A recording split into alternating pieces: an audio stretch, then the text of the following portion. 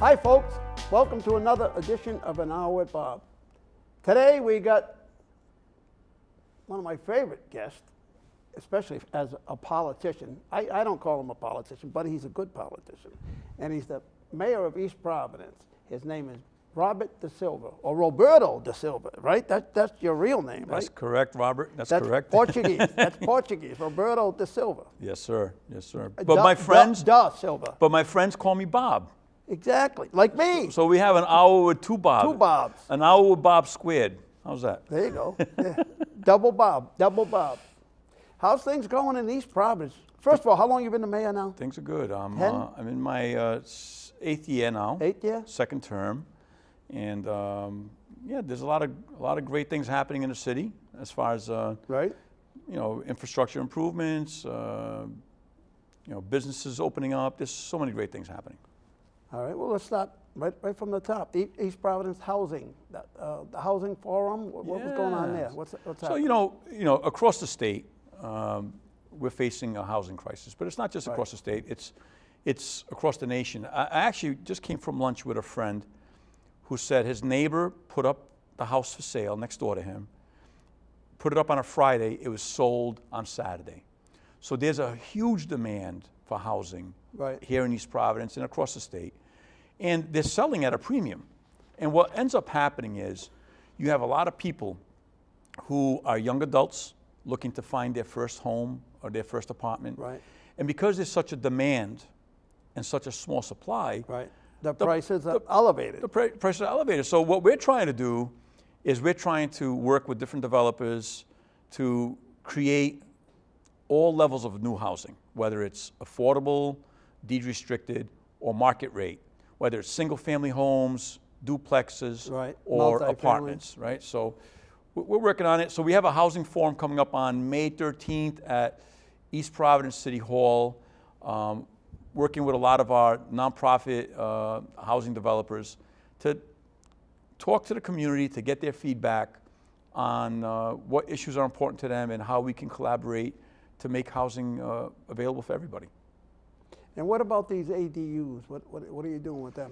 ADUs, so we actually, the state of Rhode Island passed a law that allows for ADUs now to be something that can be built on properties with a certain size lot. The city of East Providence, with the support of the city council, changed that. It made the zoning a little different, right? Made it even better. They changed the zoning so that instead of having to require an over 20,000 square foot lot for an ADU, anybody with a 5,000 square foot lot or larger, as long as they meet the minimum lot coverage and setbacks, they can install an ADU in their backyard on their property, or take an attached garage and turn that into an ADU, or maybe make an ADU in the basement. The law is very flexible now. Kind of vague, actually, isn't it? Well, it's not vague. It's very specific, but it's flexible in that it's now allowing things to exist legally that used to exist once without any type of permits or any type of legality. Like that did exist before? Yeah. So you know, how many people do you know used to have a finished basement, and maybe they had one of their in-laws living there, or they had a garage that they would turn into another apartment for one of their grown children. People would do that all the time, not following the proper procedures. And zoning, they were not following the proper zoning. Right, and now with this law in place, it allows people to do that. So I originally thought the ADU meant it had to be someone, it had to be a relative that was moving in that house. No, the law actually allows for you to rent it out, and it can't be used as an Airbnb in our particular case. So we don't want people to build ADUs and then turn it into a rental where it's like every week a different person coming in. Yeah. But there are certain requirements that it needs to be a long-term rental. So you know, if someone's going to be there, it's going to be somebody who's going to be there for long term. But here's the other thing. Let's say, you know, I'm in this household that I've been in my entire life, and it's the house I own, and maybe my spouse has passed on, and now I'm by myself. I'm on a fixed income. You know, if you're able to build the ADU, that ADU will help sustain your property because you're going to be able to earn additional income. So it's also a good way to earn income to help keep people in their homes, right? Well, So- because that's the downside of all these prices going up, then the taxes go up because the properties become more valuable. And so an elderly person Yeah. sometimes can't afford to stay in the house that they lived in, they grew up in. Yes, yeah, but I will say this, that we do what's called a statistical and an actual revaluation. So every 3 years, there's a statistical revaluation. So that means, let's say all the properties go up, Right? Yeah, and then the rate per thousand comes down. the rate per thousand goes down. So generally, like we recently did a revaluation process, and it was interesting because I heard from a lot of people where they said their taxes actually went down. Well, in some areas, like I live in Pawtucket, you Yeah. know, and mine went up substantially. Yeah. But I live in the older part of the city, so Yeah. my taxes went up considerably. It happened, and I had people tell me that they saw their taxes go up, and I had some people tell me it went down. Right. And what generally happens is, you could have a certain model type home Yep. that has seen an appreciation in value over the last 2-3 years because there's greater demand for them, and they look at statistical sales. That's how they come up with the valuation Right. of your property. So that has an impact on it. But what ends up happening, just like, as you mentioned, the mill rate per thousand is reduced. So. Well, you don't have a lot of, as many, like Pawtucket has a lot more 3-deckers and 4-deckers than East Providence does. East Providence is more of a bedroom community, right, compared to We have. Pawtucket. You have It some, depends. I know you There's have certain, some. there's certain areas of the city that have more densely, some of the oldest sections like Wachamoket Square, where you have Where more, is that? more Where is density. that? That's over by the waterfront, over by 1st, 2nd, 3rd Street, all those streets around there where it's where the comedy Maple Street, where the- Comedy Connection is located. Okay, and yeah. down that way. And then on the other side too, on the other side of City Hall, on Vine and Anthony, all those streets, that's the older part of the city. Right. So you see the very traditional model, something similar to what you saw in Pawtucket, or you see in Pawtucket, where you have a lot of 2-3 family homes situated very closely together. But that was workforce housing back in the day. All these neighborhoods that you see today, a lot of them evolved through workforce housing development, because back in the day, the mill owners Right. used to own all the housing. And they used to, they'd have their big mill employing the whole community. Right. And they also would own all the housing for the community. And they used to try to build those as densely as possible on small lots to fit as many people as possible. And that's how communities became started. Right, And then at some point, we became very focused on vehicles, and people started to sprawl out. Wanted the driveway. They needed Yeah. the driveway for their cars. People sprawled out into the more rural areas, into the farmlands, and created these big rural communities where they have, 15,000 square foot lots and, Right. and one house. It's an involvement. But what we see today is we see a lot of people who are sometimes forced out of their existing home because the property changes hands. This happens all Oh, the time. yeah, if they're tenants, you mean? Yeah. Oh, absolutely. And I see it happening. I can't believe it. I've been you know how long I've been a landlord? How long have you been a landlord? 55 years. 55 years. Okay, so you're an example. Let me ask you something. How long do you have long-term tenants that live in your Yeah. houses? What's the longest term tenant you have? Oh, in your- right now, not that long anymore, 12 years maybe. 12 years. That's still pretty long. 12 years. But there are some people who have lived with the same landlord Yeah. for 25, 30 I know. years, right? No, yeah. So what happens? You're the landlord. You've got this great tenant. You've known him for 25 years. You Right. keep that rent very low. Much lower than I would another tenant. Yeah. Exactly, and much lower than the market rent, right? Oh, absolutely. So what happens now? You've been a landlord 55. Let's say you decide to sell the property. You're done being a landlord, right? Right. You sell it to me. Yeah. I'm gonna have to buy that At a for high the market price. rate. That's right. So that means you turn around. You got a 3-family in Pawtucket. You probably sell it for $600,000-$700,000. That's how much they're going for now, right? Right, yeah. So you have a 3-family. You sell it for $600,000. I need to get a mortgage at today's mortgage interest. I looked it up the other day. Go ahead. A $550,000 mortgage at 6% for 30 years is worth just under $4,000 a month. $4,000 a Not month. including taxes, not including anything else, just the mortgage. So imagine that situation. You go from a landlord who's owned it for 55 years. Yeah. You have zero mortgage on it. Right. You have a tenant who's been here 25 years. You like that tenant. You keep the rent at way below market. And then all of a sudden, you sell it. Now, I've got to charge market rate.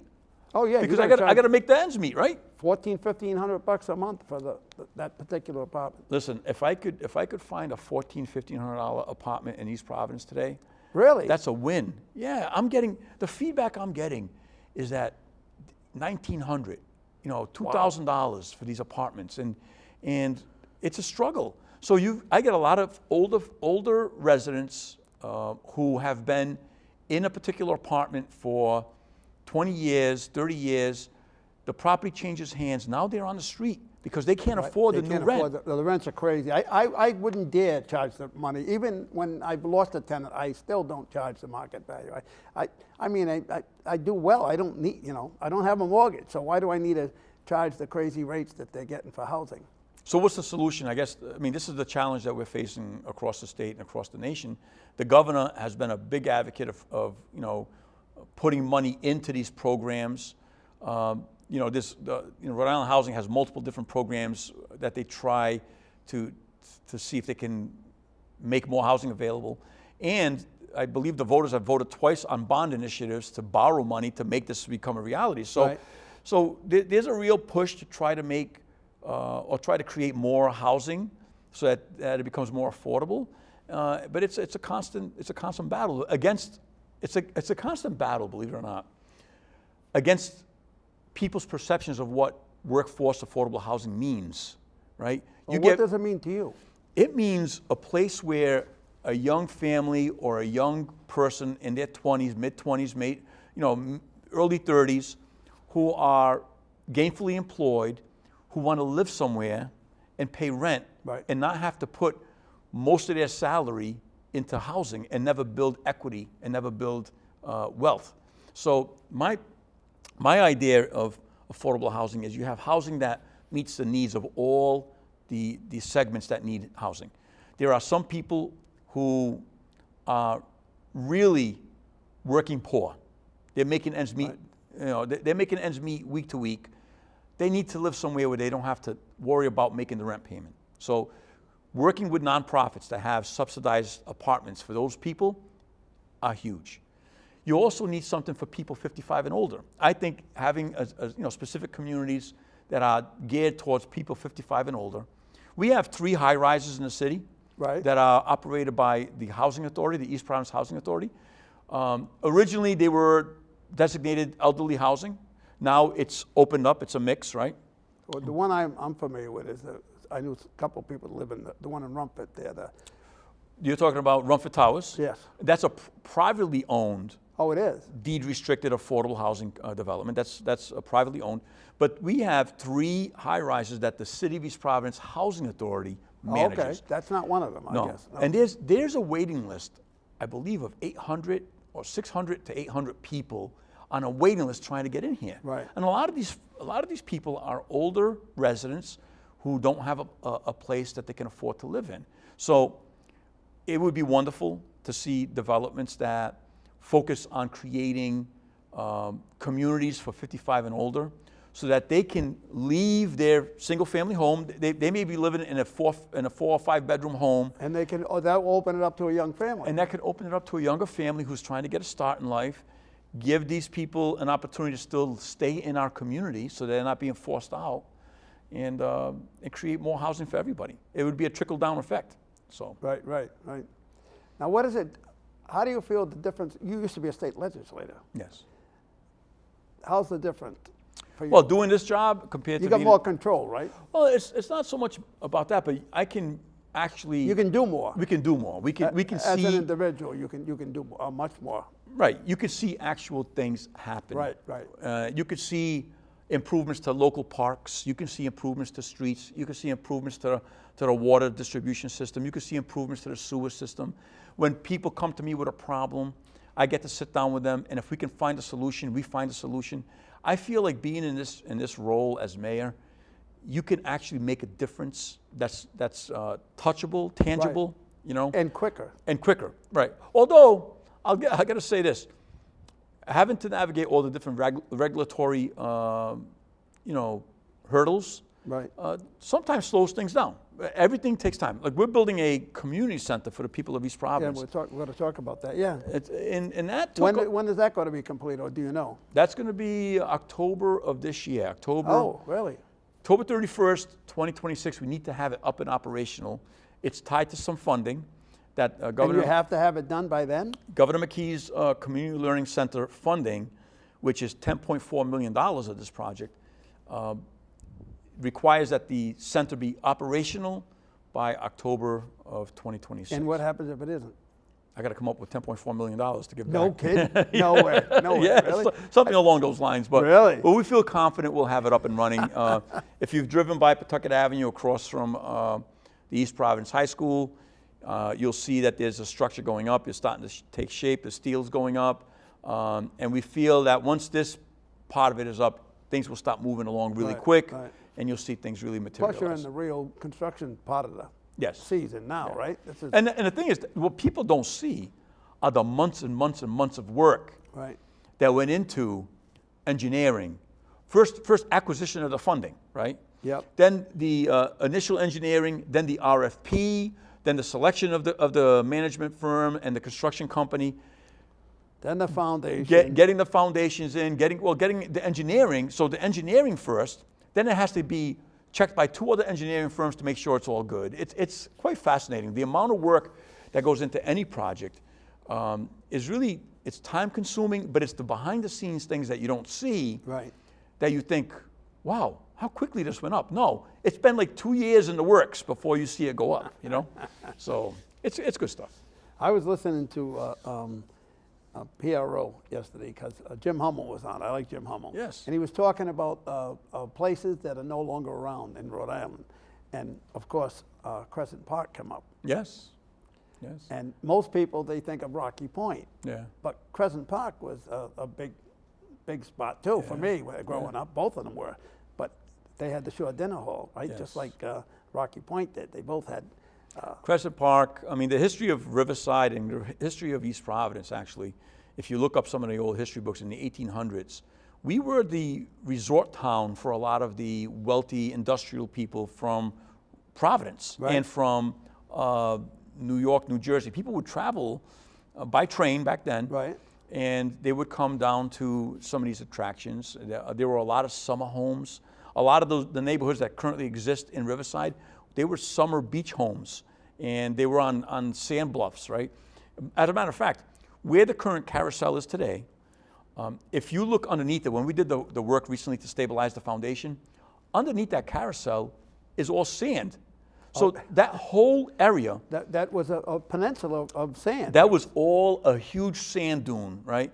What's that? Was that Saving Point? Is it? No, Saving Point would be down. There is a section not far from where the carousel is. Bullock's but Point. but the terrace, Bullock's Point, Right. and the terrace, and that whole area, that was all.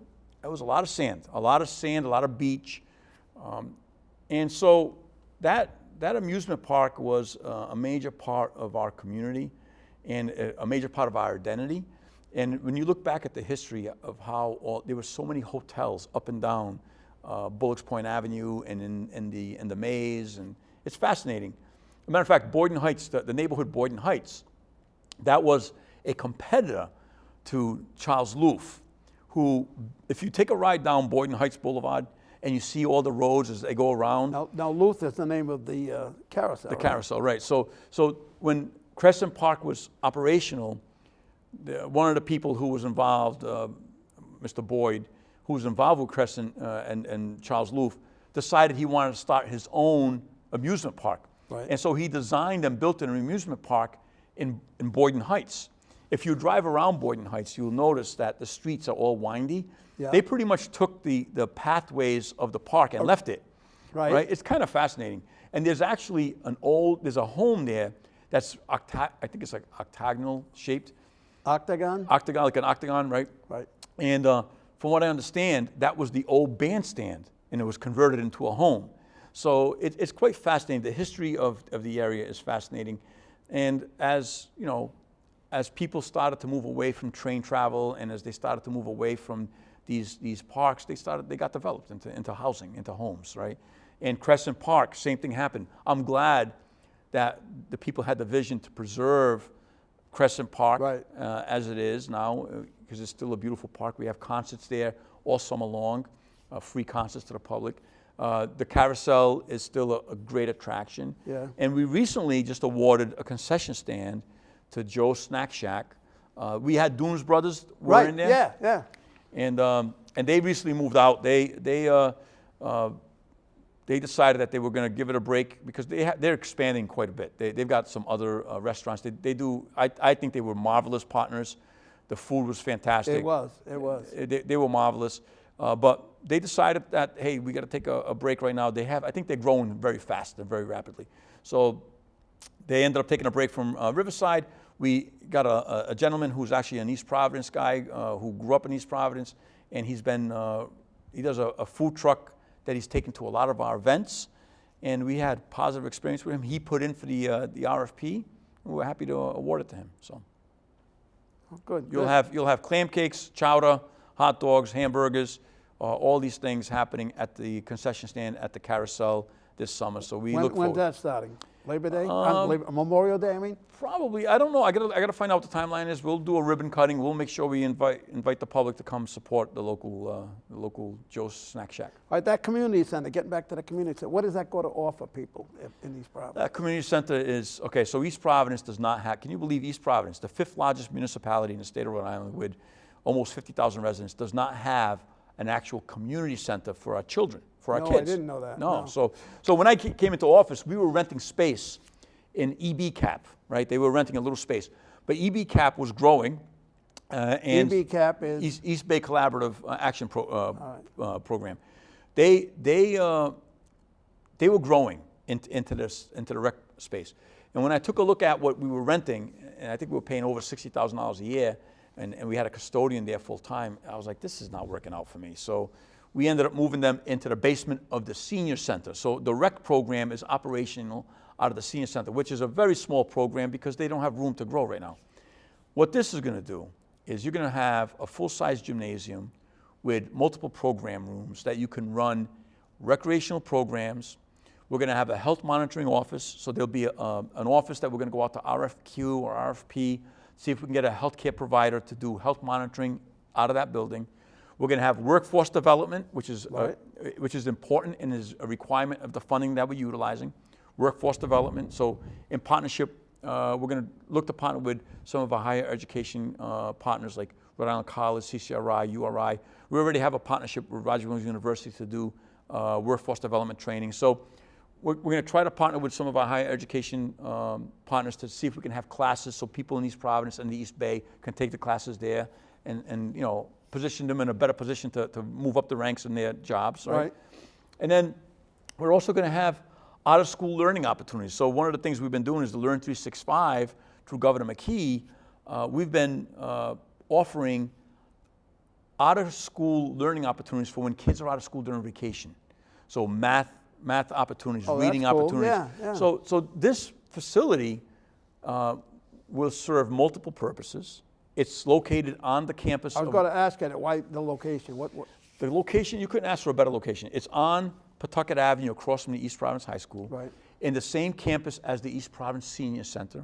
We're not replacing the Senior Center with this. Senior Center still will have its operations and everything that goes on, but seniors now are 55 and older. I qualify as a senior, right? And I am. I feel like a senior sometimes. But at my age, there are a lot of people in this age bracket who still want to remain active. Right. So our senior center is a fantastic senior center. There are some activities that get people to be active, but there's no gymnasium where you can play pickleball or where you can shoot baskets or where you can go in and maybe walk the track to get exercise. And this is all going to have that. Now, this new facility will have all of that. So our seniors we have a very good group of people in the community that use our senior center. They'll be able to go there during the day, utilize the facility during the day for whatever they want to utilize it for, stop back over at the senior center for lunch, and then go home and relax or go back to the community center. So we want this to be a hub. What I want this facility to be is a hub of activities for all of the community. We have a partnership with EB-CAP. They have really a health center, a primary care center at one of the buildings on this campus at the Sweetland House. So right now, if a resident is looking for a primary care physician, When a lot of people are too. A lot of people losing their primaries. so if you're looking, and this is a great, I'm glad this popped into my head. At the campus where the East Providence Senior Center is located on Pawtucket Avenue, at the Right. corner of Pawtucket and Waterman Avenue, there's a building there called the Sweetland House. EBCAP runs a clinic, a primary care clinic, and a mental health clinic in partnership with the East Providence School Department. So basically, the whole purpose of this program was that if a child is having a mental health crisis, they have immediate access to care locally here in East Providence, right across from East Providence High School. And so parents who may be having issues with children at home, they are welcome to come to this facility.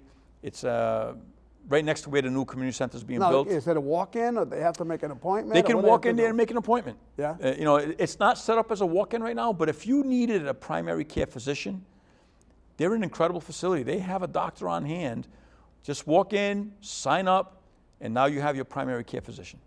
That's huge, because I know people, I can think of 3 or 4 different people that have told me in the last couple of months that they lost their primary, their guy or woman retired, and that they don't have anybody.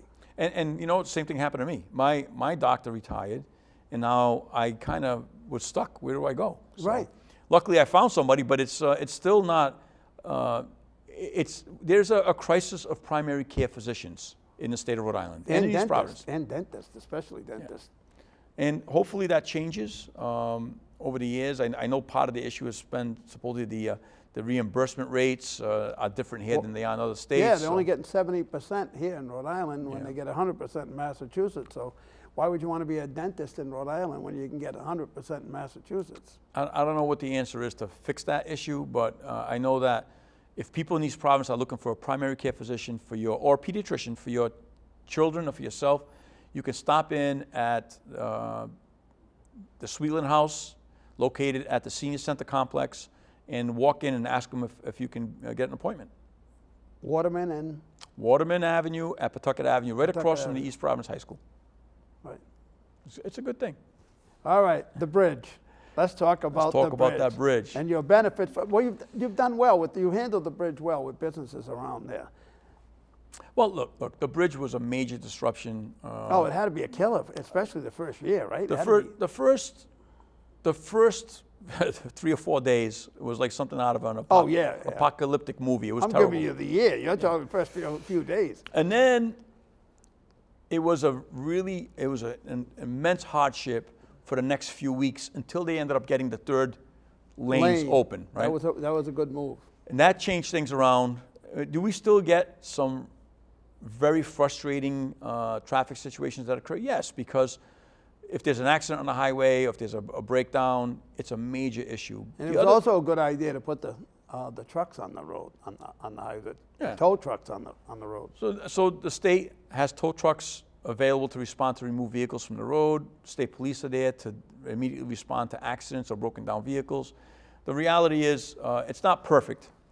The good news I can share with the public is that the DOT has a contractor who has experience building these under contract. The bridge itself has been completely demolished, so that part of it's been done. Right. There's nothing left to do. It's demolished. Now it's just a matter of getting it up and going. And these things take time. Once again, remember how I said sometimes you see a project start up from the ground up, and you're like, wow, that went up quick.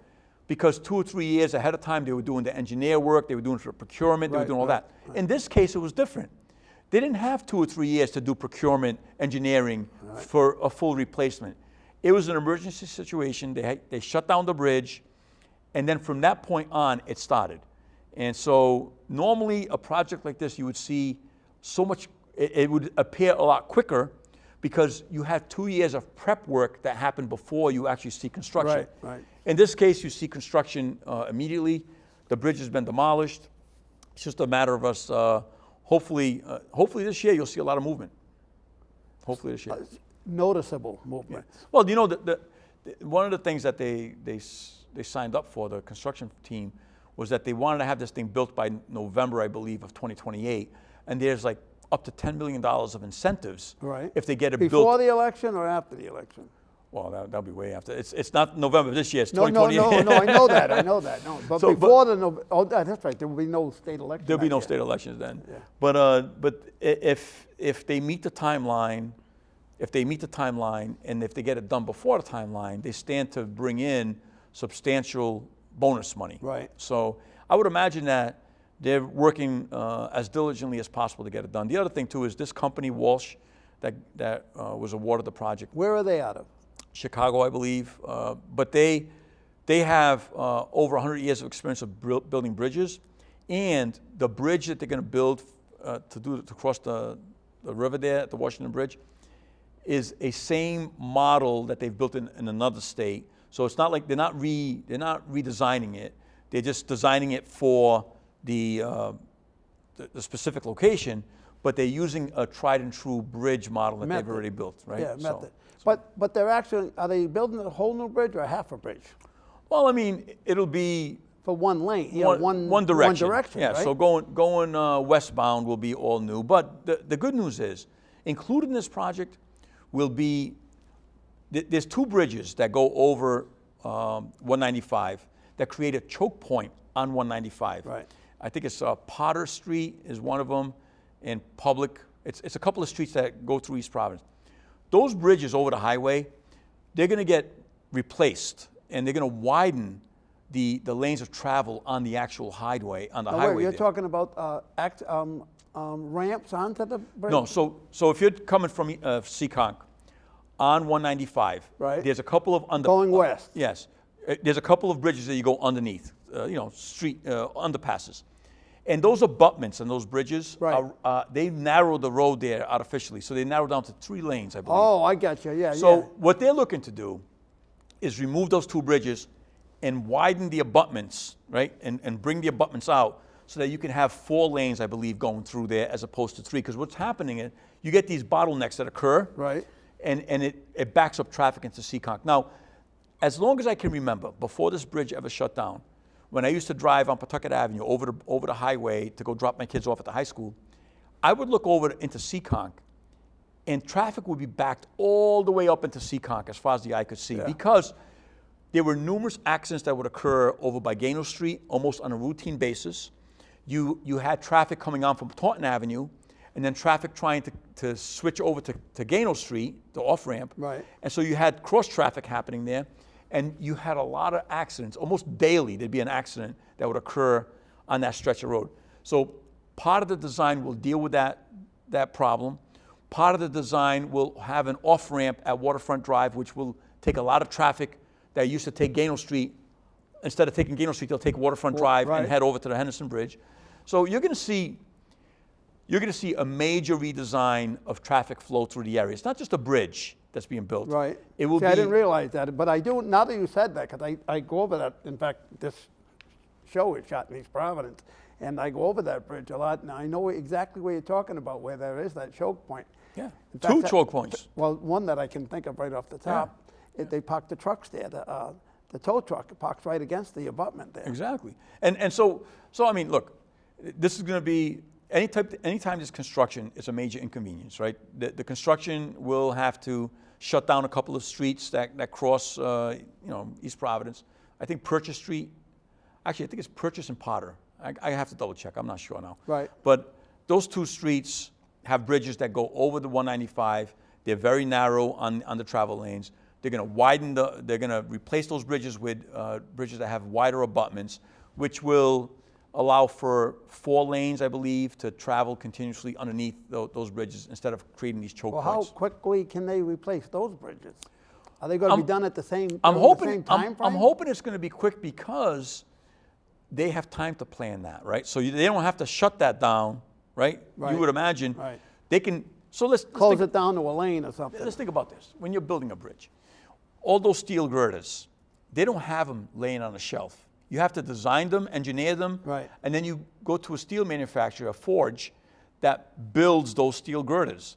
So when you're building a bridge, everything is from ground up, right? So Yep. it's not like I can say, hey, I want to build a bridge here. Let me go pick this one up over here at Home Depot, and I'm going to put it up. So these things take Well, the time. Chinese seem to do that, though. They seem to build a bridge in an hour and a half or something. And you know what though? They do, because maybe they've been planning that for 3 years ahead of time. The engineering, the building of the actual girders, the building of it, all that stuff has to happen. And DOT's adopted some of that. If you see what they've done in some of their projects. Well, I know they've done a couple down in South County where they put a bridge up in a weekend. Exactly. Right. But, well, let's talk about the I-Way Bridge. Remember when they put that bridge in on 195? You're looking at the guy that was the first person to walk over that bridge. Really? I was the first person with the former DOT director. I had him on the show, Yeah. and I go there for the day, and Sunland was waiting in an old Model T car to go over the bridge, and Yeah. he said, I think his name was Lewis, the guy, his last name was Lewis. He goes, come on, Bob, you step first. I said, what are you talking about? No, I want you to step first. And I did step first, and then the two of us walked across the whole bridge, and then he let Sunland over. I didn't know Back that. in the That's day. I fascinating. mean, that was just... But that bridge is a perfect example. That was constructed somewhere else and then floated to its site Right. and put up. The Dutch built that bridge, I think, no? I don't recall who built it, but I think it was the but Dutch. it was constructed somewhere else. And DOT has been doing the same thing, like you said, down in South County. What they're doing is they're building these bridges, putting them together, and then moving them into place. Into place, yeah. And so what you don't see, what the public doesn't see, is that it took them maybe a couple of years, if not longer, to get to that point of where they're placing the bridge in place, right? Right. So you don't see that. You don't pay attention to the abutment building that's happening, and when they're building the abutments, because you're still using the old bridge, right? Right. So here in East Providence with the Washington Bridge, it was a terrible situation that had to happen. The bridge was shut down because they had information that the bridge was not safe, and it was all of a sudden. Well, that's another story too, by the way, because they should have noticed that a long time earlier. I don't understand why they gave a guy, a company, a $41 million contract to do the surface of the bridge or the upper level of the bridge, and you got columns that weren't even touching the ground. I mean, that's crazy.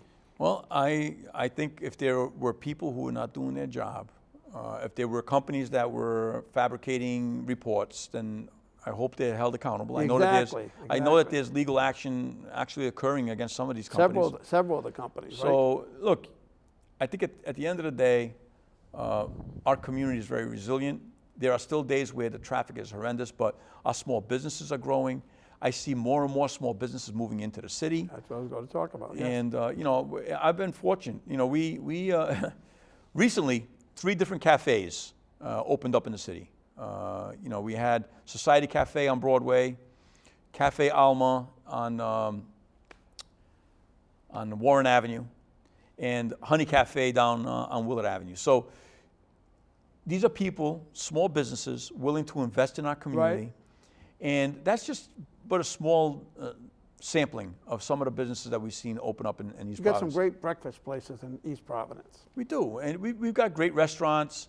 We want to And see good that. Portuguese restaurants. Great Portuguese restaurants. We've got, look, I think it's a testament to the quality of our community when you see these houses not even staying on the market for a week, and people are paying really premium to live here.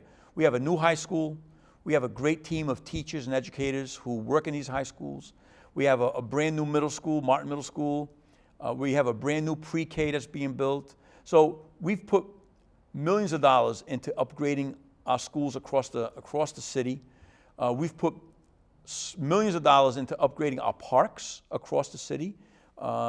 Every segment of the city, from the north up in Rumford down to Riverside, has seen major improvements to their parks. We are going to be doing baseball parks too, or just baseball fields. We're going to be doing Pierce Memorial Stadium over. So we have a $2 million grant to replace the track, to put in some better stormwater collection system. Yeah. And most importantly, we're going to be doing ADA accessibility. So right now, if you want to get down to the track and you happen to be a person who needs accommodations, right? It's hard for them to get down there, right? So we are making those type of improvements. We're investing in our children. We're investing in our future. We're paving roads. For the last 7 years, while I've been in office, this is my 8th year, we have invested millions of dollars on doing paving projects. On top of it, Rhode Island Energy is going to be paving Pawtucket Avenue from Vets Memorial Parkway all the way to Warren Avenue. So Pawtucket Wow. Avenue has been a source of pain and aggravation because there's been a lot of infrastructure work underneath the ground. So And I was talking to somebody just recently about that, because I used to find that annoying. They would pave a street, and then they dig it up a year later because they got to fix the gas lines or something, or the water lines. Why don't they do it all at the same time? That's right, and sometimes it all has to do with timing, funding, Right. engineering, permitting. But I'll give you an example. With the Rhode Island Energy Project, they're replacing all of their distribution line with brand new infrastructure. So we shouldn't see any need to disturb the roads going forward. But Rhode Island Energy, in that case, you're talking about the gas lines, right? the gas lines, right? Now, East Providence, on our side, we're doing cleaning and lining of our water system. We have a $26 million project right now. We're cleaning and lining all of our water distribution. We're replacing galvanized pipes. We found a couple of old Lead ones? lead services that we're Yes, replacing. yeah.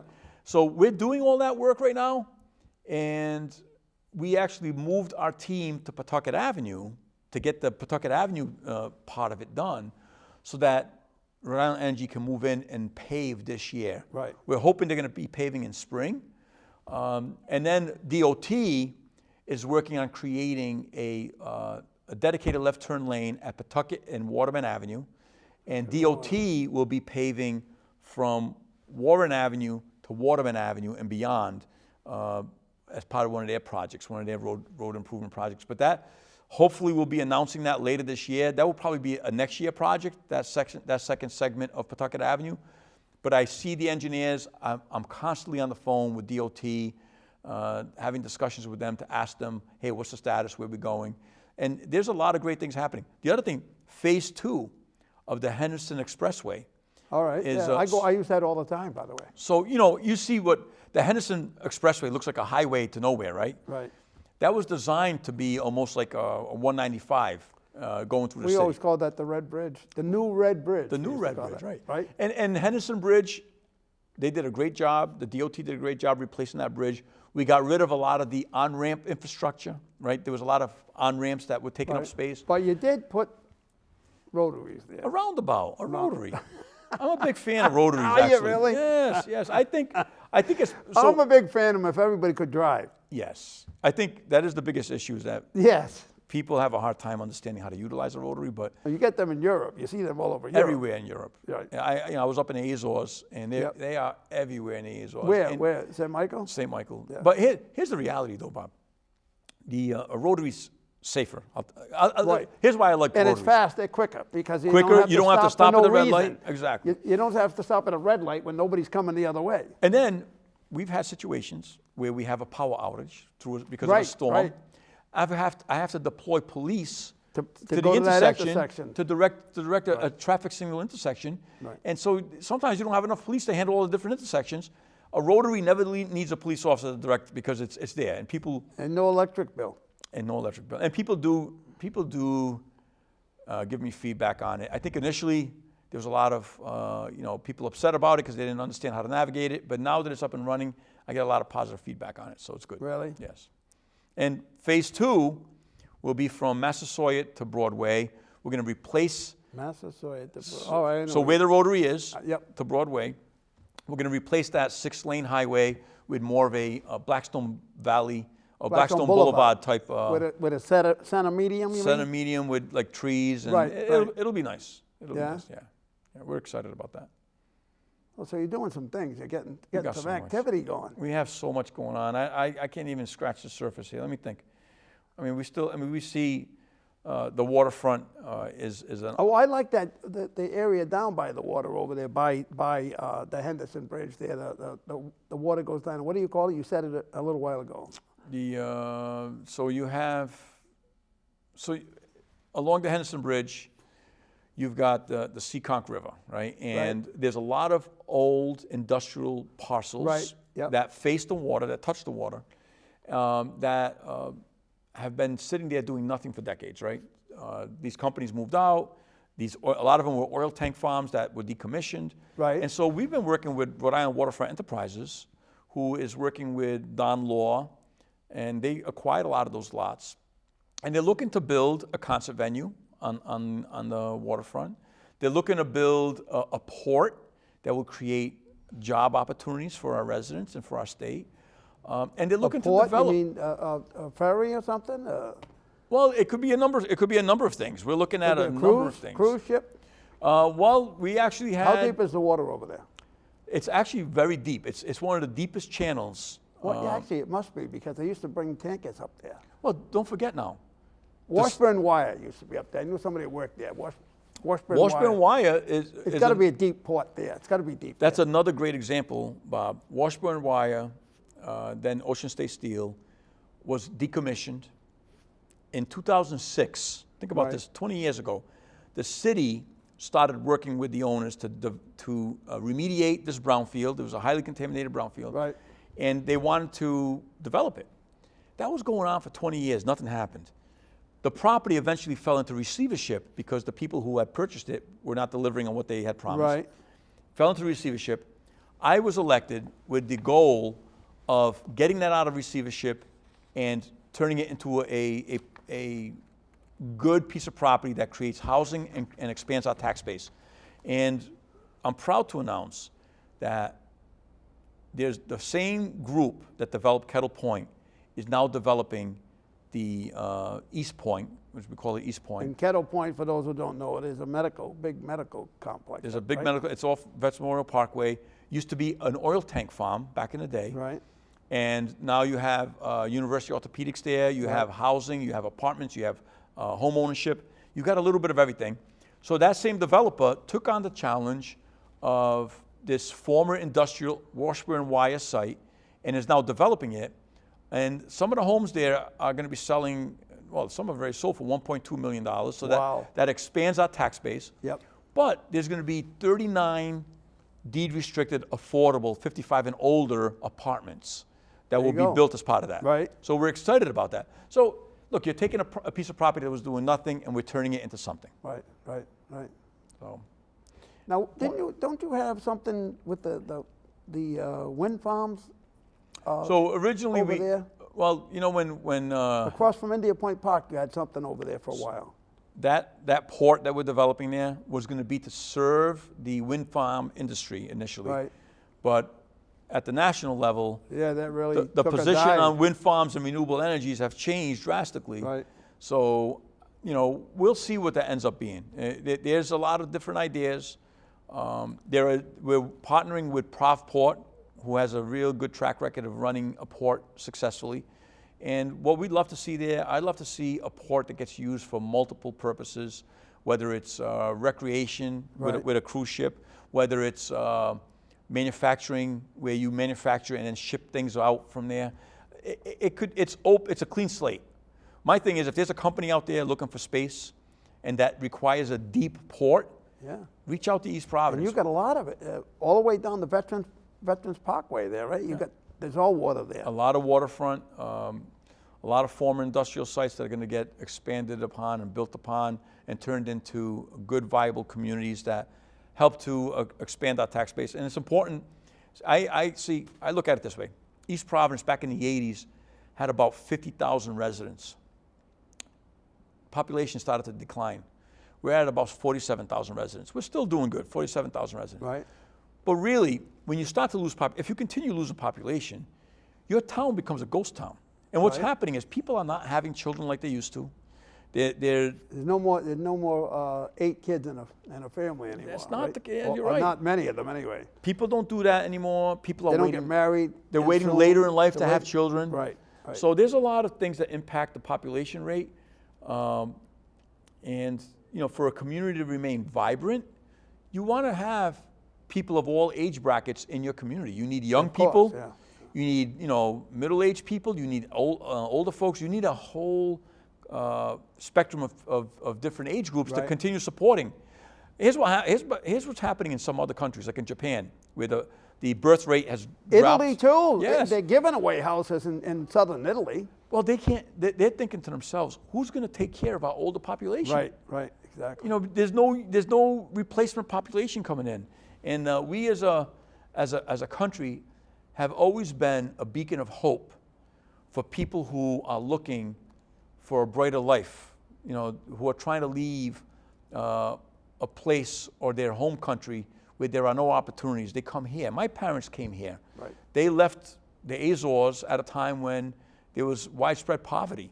I hear the stories from my mom and dad about what it was like to be a kid back then. It was different, and they left their home country to come start a life here.